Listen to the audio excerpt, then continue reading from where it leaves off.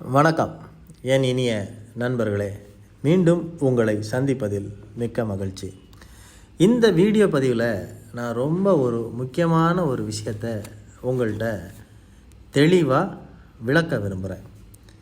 அதாவது நம்மளுடைய வாழ்க்கையில் தெரியாத தனமாக ஏதாவது ஒரு கெடுதல்கள் நடக்கும். திடீர்னு உடல்நிலை சரியில்லாமல் போகும். நம்ம ஏதோ ஒரு வெளியூரில் உட்காந்துருப்போம். நமக்கு அக்கம் பக்கத்தில் இருக்கவங்க உதவி செய்யலாம். ஆனால் நம்மளுடைய உடன் பிறந்தவர்களோ நம்மளுடைய சொந்த பந்தங்களோ ஏதோ ஒரு ஊரில் இருப்பாங்க. அவங்களால இம்மிடியட்டாக நம்மக்கிட்ட வர முடியாது. அந்த மாதிரி ஒரு சூழ்நிலையில் இருக்கும்போது, உடல்நிலை ரொம்பவும் மோசமாக இருக்கிற ஒரு சூழ்நிலையில் நமக்கு உதவியாக இருப்பது என்னது அப்படின்னா தெய்வங்கள் தான்.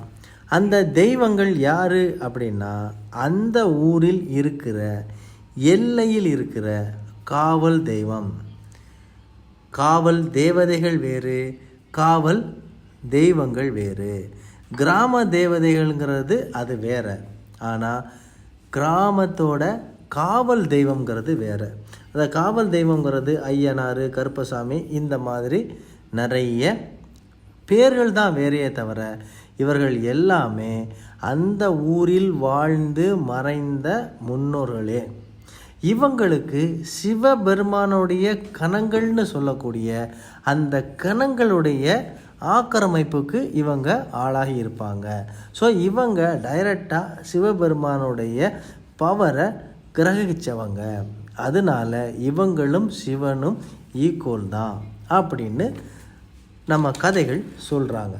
ரைட்டு. இப்போ இந்த மாதிரி ஒரு கஷ்டத்தில் இருக்கிற சூழ்நிலையில் அவங்களுக்கு பெருசாக வருமானம் இல்லை.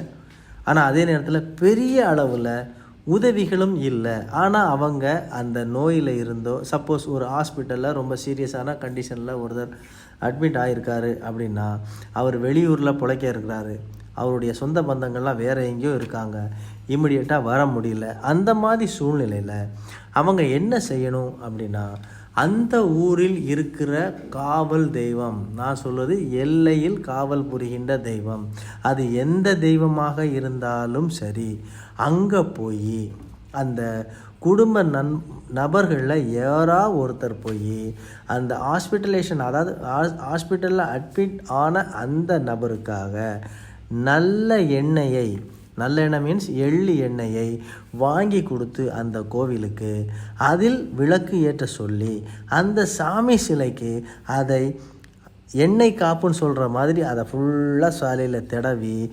மனப்பூர்வமாக வழிபாடு செய்யும்போது இந்த நோய்வாய்ப்பட்டவர் கொஞ்சம் கொஞ்சமாக முன்னேறி தன்னுடைய இயல்பு நிலைக்கு திரும்பிடுவார்.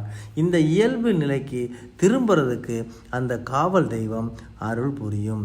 இது எந்த ஊரில் இருந்தாலும் சரி. இது அவங்க குடும்ப தெய்வத்தை தான் சொல்லணும்னு இல்லை. குடும்ப தெய்வம் பக்கத்தில் இல்லைன்னா அவங்க எந்த ஊரில் வாழ்கிறாங்களோ அந்த ஊரில் இந்த பிரார்த்தனையை செய்யலாம். அப்படி செய்வது மூலமாக அவங்களுடைய அந்த பாதிப்புகள் இம்மிடியட்டாகவே நீங்கும்.